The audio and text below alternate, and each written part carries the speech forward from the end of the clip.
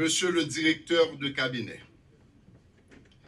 c'est avec gravité et un sentiment empreint d'optimisme que je prends la parole aujourd'hui pour vous installer officiellement dans vos fonctions en qualité de celui qui coordonne mon cabinet particulier composé de femmes et d'hommes appelés à œuvrer à mes côtés en vue d'aider à accomplir les visions du président de la République, son Excellence Jovenel Moïse, et à répondre aux engagements que j'ai pris par devant les honorables parlementaires les 14 et 21 mars 2017. Aujourd'hui, je vous appelle à cette sublime mission, celle de coordonner les activités de ce cabinet, mission dont la valeur ne peut être évaluée à l'aune de l'argent. Votre patriotisme sera éprouvé, heure après heure, jour après jour, semaine après semaine. Retenez ceci, monsieur le directeur, les grands hommes émergent toujours des situations difficiles. Vous êtes appelé au service désintéressé, à un moment où notre pays connaît des situations particulièrement difficiles, dont le relèvement requiert la contribution de chacun. Ce sont des situations dont les expériences qui en découlent donneront, je suis convaincu, des résultats exaltants et passionnants. Diriger un cabinet de Premier ministre est appelé à gérer les dossiers confidentiels de l'État, impose d'assumer des responsabilités et d'avoir pleinement conscience qu'on appartient à l'équipe dirigeante du pays. C'est la charge d'un homme appelé à coordonner les travaux des experts et des expérimentés de tous ordres.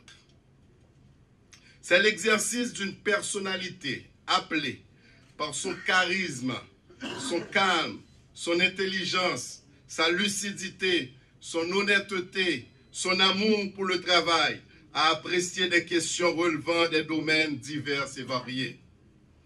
C'est un honneur de pouvoir travailler ainsi, d'aider le Premier ministre à diriger, à négocier des compromis et à pouvoir anticiper en temps convenable. Cet honneur, empreint de responsabilité et d'engagement, impose, bien entendu, des devoirs de réserve, l'esprit d'abnégation, de la modération et de la discrétion. Je sais, pour vous avoir vu à l'œuvre dans les multiples fonctions que vous avez occupées, que vous avez toutes les qualités pour remplir cette fonction. Vos atouts intellectuels, vos expériences professionnelles et votre leadership vous permettront d'accomplir cette noble mission. Notre pays connaît dans beaucoup de domaines des hésitations, de l'inaction et de l'attentisme. Aux grands mots, les grands remèdes. Monsieur le directeur de cabinet, l'équipe que vous dirigez est l'organe au moyen duquel des stratégies sont élaborées pour aider à relever les défis qui minent notre pays dans ce profond marasme. Je suis persuadé que nous célébrons aujourd'hui une occasion qui va marquer une étape importante dans votre engagement à servir notre cher Haïti. Mesdames, Messieurs les conseillers et les cadres de la primature, vous êtes appelés à collaborer, à apporter vos expertises et vos expériences pour aider à accomplir cette mission. Comme je l'ai souvent rappelé, la division et la dissension n'ont pas leur place dans un contexte où la population n'attend que des résultats. Seules les actions qui vont nous aider à relever le défi pour lequel nous avons été engagés comptent. Au-delà de la satisfaction personnelle nous pourrons être professionnellement et patriotiquement confortables si nous parvenons à contribuer à changer les conditions d'existence de nos concitoyennes et de nos concitoyens. Au point où nous sommes, seul le travail collectif peut effectivement montrer la voie. C'est ainsi que vous deviendrez des maillons importants de l'administration publique. L'exercice d'aujourd'hui m'offre l'opportunité de rappeler à chaque membre du cabinet, chaque cadre et chaque agent de cette administration que nous faisons partie de la solution du problème de notre pays, tel qu'a toujours rappelé le président de la République. Je termine mon allocution en saluant l'esprit d'équipe qui commence à s'installer au cabinet et la collaboration du secrétaire général de la primature. Je vous remercie d'avoir accepté de faire partie de ce cabinet et d'œuvrer dans le sens de l'intérêt général.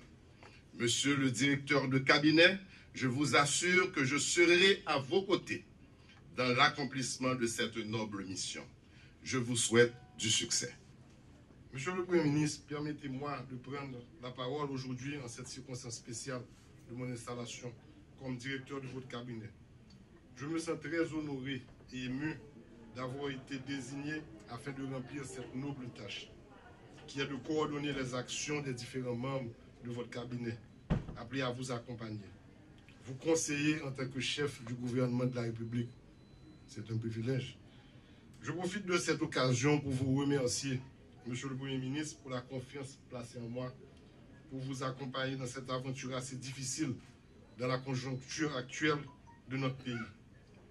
Je veux également saisir cette occasion pour adresser un remerciement spécial à son Excellence, M. Jovenel Moïse, président de la République, pour avoir entérimé le choix qui a été fait de moi en tant que directeur de cabinet particulier du Premier ministre. Je veux m'adresser au secrétaire général et aux autres cadres de la primature pour solliciter leur pleine collaboration dans cette entreprise noble et exaltante. Je peux confirmer qu'on a déjà pu bénéficier de l'atout des gens qui travaillent sous votre responsabilité, monsieur le secrétaire général. Ce sont des gens très compétents et ils pourront nous aider et nous encadrer, nous autres conseillers, dans la tâche qui n'est pas du tout facile. Enfin, cette adresse va directement aux différents membres du cabinet du Premier ministre.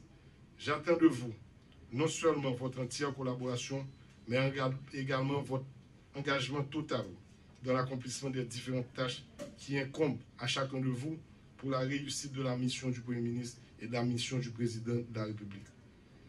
Je rappelle que votre fonction de conseiller, de consultant ou de chargé de mission implique un travail de conception, de suivi et d'évaluation des actions du gouvernement. Ce travail exige le sens de l'éthique, l'esprit d'équipe, de la discrétion et de la pondération. Je finirai en réitérant mes remerciements particuliers au Premier ministre et à tout un chacun. Aux membres du cabinet du Premier ministre, au cadre de la primature, je vous invite à vous mettre au travail pour faire face aux grands défis de l'ère qui ne vont pas nous attendre.